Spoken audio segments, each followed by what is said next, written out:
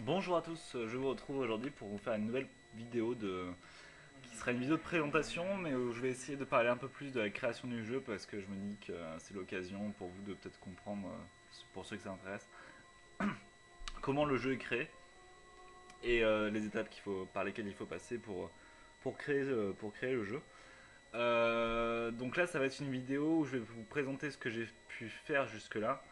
Euh, Il y a pas mal de choses que j'ai faites mais que j'ai pas pu mettre à jour sur le blog parce que c'est pas forcément très intéressant et je veux pas non plus trop vous spoil. Donc là, je vais vous présenter un peu ce qui va se passer, certaines mécaniques que j'ai pu implanter. Donc on va commencer tout de suite. Alors, donc là, c'est après les événements qui se sont passés dans la ville du départ où vous n'avez pas tout vu, heureusement, et, euh,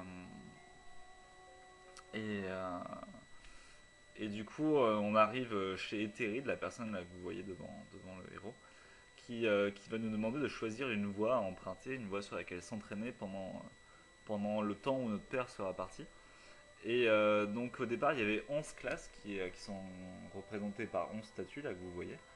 Et je me suis dit que c'était trop, ça sert à rien d'avoir 11 classes qui sont moyennes, autant faire 5 bonnes classes qui seront mieux. Et donc Terry nous propose de nous entraîner sur une de ces classes. Donc il va y avoir élémentaliste, donc c'est un magicien qui maîtrise des éléments. Il y a qui porte du coup bâton et armure légère. Vous aurez aussi un sentinelle qui s'approche un peu d'un paladin, donc de l'armure lourde, bouclier, grand bouclier, épée, masse, avec, de, avec des sorts défensifs, des sorts de soins, de récupération, etc. Mais pas aussi bien qu'un prêtre, enfin, c'est plus du soutien que du vrai soin. Ensuite, vous aurez Berserker, qui sera un peu le bourrin de l'équipe avec des épées à deux mains, des armures moyennes ou lourdes. Et ça peut être une épée dans chaque main aussi. Et vous pouvez aussi porter un petit bouclier. Voilà, donc je vais passer plus vite sur les autres. Il y a Assassin, enfin Ombre, qui est une sorte d'assassin avec qui vous pourrez mettre de l'armure intermédiaire et porter une dague dans chaque main ou une épée dans chaque main. Et vous avez encore Faucheur, donc qui mettra des faux et qui aura des sorts qui seront liés à la nature.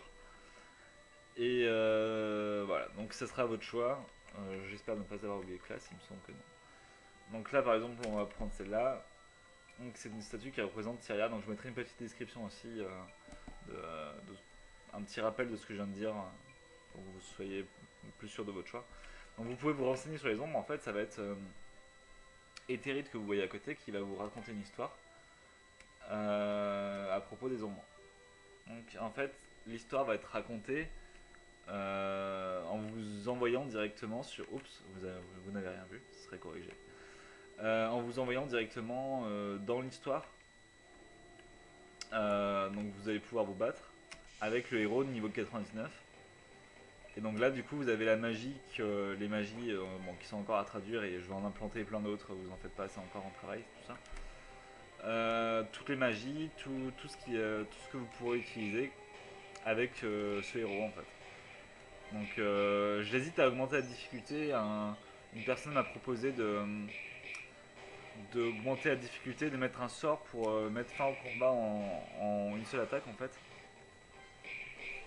Au cas où vous trouvez que c'est trop difficile, trop long, etc. Donc voilà, donc c'est très long à faire, ça demande un gros investissement. Et je viens de penser que j'ai oublié de corriger ça. Je voulais le corriger et j'ai oublié. Donc là, c'est l'ancienne apparence du héros en fait, du héros quand il est petit. Il va falloir que je change ça absolument. Donc ça, c'est une zone qui m'embête un peu à faire parce que c'est long, c'est répétitif. Et voilà, donc je le ferai quand même parce que je pense que c'est important que vous puissiez bien choisir votre classe. Donc là, du coup, vous aurez la vidéo d'introduction que je vais vous passer parce qu'il faut que je la refasse entièrement et je la ferai plus tard en fait. Quand j'aurai plus de zones parce que j'ai une idée très, très précise de ce que je veux faire et j'ai besoin des zones que je ferai plus tard pour refaire cette vidéo. Donc je vous la passe, à tout de suite. Me revoilà. Alors, on se réveille donc au petit matin avec Yana, que vous voyez ici, qui est un personnage que vous allez rencontrer très prochainement, qui vient vous réveiller en se disant que en fait c'est votre anniversaire et qu'elle peut venir dans votre chambre malgré le fait que vous lui ayez dit qu'il y avait des monstres et des fantômes dans votre chambre. Donc elle ose pas trop s'y aventurer. Donc elle se dit, bah, comme je pensais, il n'y a pas de fantômes, pas de fantômes, pas de fantômes, toujours vérifier derrière soi, pas de fan. Et je pensais que ça va bugger, mince. Ah, je viens de changer un truc, je reviens. Me revoilà, donc tout marche, c'est bon, hop. Donc on peut aller chercher Liana à qui on a fait peur. Hein. Donc on va lui parler, on va lui dire que on est désolé, qu'on s'excuse, elle va nous souhaiter un bon anniversaire. Et... Et c'est de mieux en mieux. De mieux en mieux. Bon, ça serait à changer tout ça, ne vous en faites pas. C'est juste qu'à chaque fois je rajoute des petits trucs. En fait, pour vous expliquer pourquoi ça fait ça, c'est que j'ai rajouté en fait une ligne là, pour que ça fasse plus réaliste au niveau des murs, parce qu'avant le mur ne faisait qu'une case d'épaisseur, donc j'ai rajouté une deuxième case. Et ce qui fait qu'avant il y avait deux cases de sol, donc Liana descendait d'une case pour passer sur le sol et partir ici. Et du coup là maintenant ça veut dire que je vais être obligé de mettre Liana ici, là contre le mur ici, pour qu'on lui parle ici et qu'elle descende d'une case et hop, voilà. Ça complique un peu les choses, mais bon. C'est pour faire plus réaliste, plus joli. Donc là, on parle à Etherid avant de partir à l'aventure, bah, normalement. Donc voilà, donc là, si on lui reparle, j'ai un plan des petits trucs rigolos. Je viens de lui dire au revoir, ça serait étrange de lui reparler. D'ailleurs, je ferai en sorte qu'il continue de regarder vers le haut parce que là, du coup, ça fait très étrange. Et voilà. Donc, des petites animations. On peut lui voler des tomates. Donc ça prend en compte le nombre de fois où vous volez quelque chose. Ça devrait aller aussi si je lui prends ça. Donc c'est une variable en fait qui augmente d'une fois. Et là vous avez du vinaigre. Voilà. Tous les secrets seront révélés. Donc on va dehors pour la surprise d'anniversaire de Liana. Donc, qui vient avec nous. Donc je vous passe rapidement les dialogues que vous ne soyez pas spoilés. Et que vous puissiez avoir la découverte de tout ça. Donc elle nous explique qu'on n'a pas de sous et qu'il faudrait qu'on parte pas à l'aventure sans rien. Et du coup, ça serait une bonne idée de récupérer des matériaux d'artisanat et de créer des choses en fait. Donc j'ai rajouté des choses qui vous mettront dans l'univers un peu partout. Donc si certains se souviennent de la première vidéo que j'avais faite, c'est pas du tout comme ça. Donc là c'est censé être beaucoup mieux. Donc il y a encore le marchand moustachu, il y a encore des choses qui ne changeront pas. Donc là par exemple il y a un petit garçon qui court, qui dit qu'il veut devenir un héros, tout ça. Enfin, le cliché habituel. Euh, Et là où j'ai beaucoup travaillé, du coup c'est sur l'artisanat. Donc pour ceux qui se souviennent c'était assez vide, en fait c'est assez long et compliqué à faire. C'est pas forcément compliqué mais c'est très long. Donc là j'ai mis par exemple, là vous pouvez, il me reste encore beaucoup de choses à faire au niveau des armes et des armures. Les armes et armures, j'ai pas encore trop travaillé dessus. Je suis en train et ça prend beaucoup de temps. Donc par exemple pour faire une canne à pêche, il vous faudra du bois, il vous faudra un hameçon et un fil de pêche. Donc vous pouvez acheter le fil de pêche, acheter l'hameçon ou alors en fait vous verrez qu'il y a un endroit où on pourra vous le donner. Enfin je ne vais pas vous le montrer pour pas que vous soyez spoilé, mais du coup vous pouvez le trouver à un endroit. Et vous pouvez du coup maintenant créer, en fait vous allez pouvoir ramasser des bûches de bois et pouvoir les transformer en bûches raffinées et les utiliser du coup pour créer. Donc il y aura aussi du cuir là, la seule chose qui manque c'est le cuir. Et donc ça vous permettra de créer des objets. Donc là vous voyez par exemple l'hameçon, vous pouvez le créer vous-même avec un lingot de fer.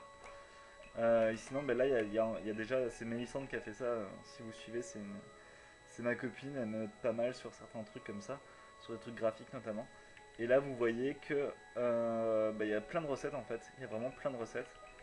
Et donc, j'espère que ça vous fait plaisir, qu'il y ait plein de recettes. Moi, je trouve ça génial. Ah, bah, elles sont là, les pots. Ok, je me suis trompé d'endroit. Parfait. Donc, vous allez pouvoir faire les potions aussi, donc en ramassant des plantes. Donc, je vais vous montrer ça tout de suite pour ramasser les plantes, tout ça.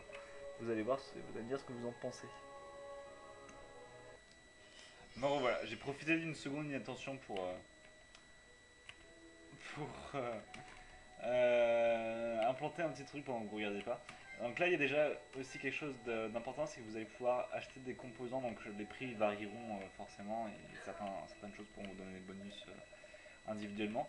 Acheter des composants en fait pour créer votre nourriture.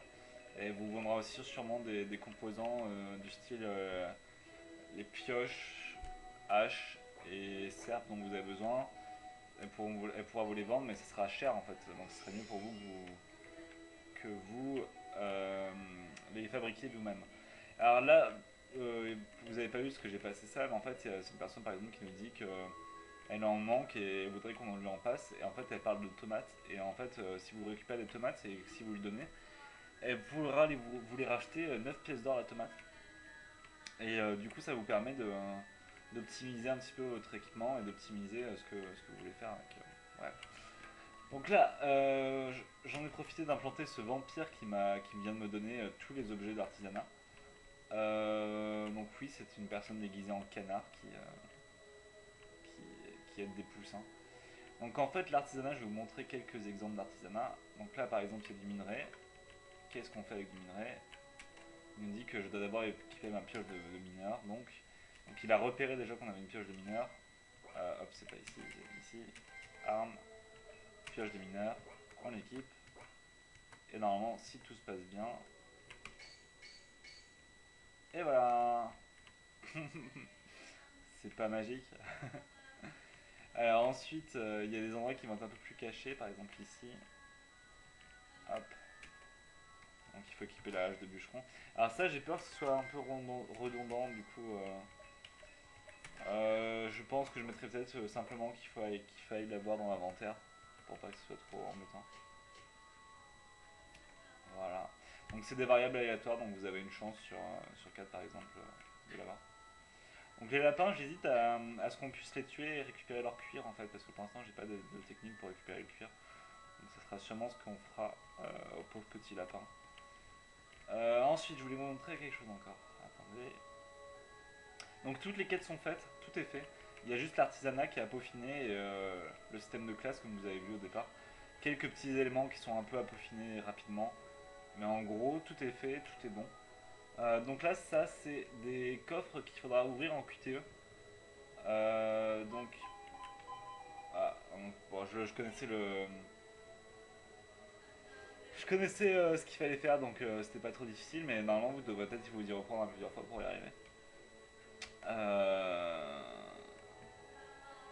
Voilà. Donc là, vous avez trouvé 3 poudres de fer et une pioche de minerai. Voilà. Donc, c'est pour vous montrer que là, par exemple, vous pouvez trouver une pioche de fer ici. Liana, elle peut vous passer une hache de bûcheron parce qu'elle s'en était servie pour fabriquer son propre arc. Donc il y a beaucoup de petits trucs en fait qui sont cachés. Il y a des trucs cachés absolument partout en fait. Si vous êtes curieux, vous allez vous régaler, je pense. Il y a des trucs cachés vraiment partout, donc n'hésitez pas à explorer. Il y aura des ennemis, donc j'ai implanté un peu tout ça. Euh, Là, par exemple, elle gère les pigeons. C'est la chef des pigeons. Donc il y aura aussi donc en artisanat il y a le bois, le fer et les plantes qui vous permettent de faire des potions. Donc là, Liana, elle veut qu'on aille chercher son arc avant. Voilà. Donc voilà, donc ça vous donne une idée, tout est fait, tout est bon, il y a juste le système de combat et quelques petites choses à régler, comme là, je viens de marcher sur le mur. Voilà, c'est génial. Et donc il y a des petites choses à régler. En fait là, si vous voulez comprendre pourquoi, c'est parce que je marche sur l'arbre en fait, je marche pas sur... C'est l'arbre qui me permet de marcher sur le reste. Voilà. Bon bref, je vous retrouve bientôt et je vais essayer de mettre plus de choses à jour régulièrement. A très bientôt, au revoir.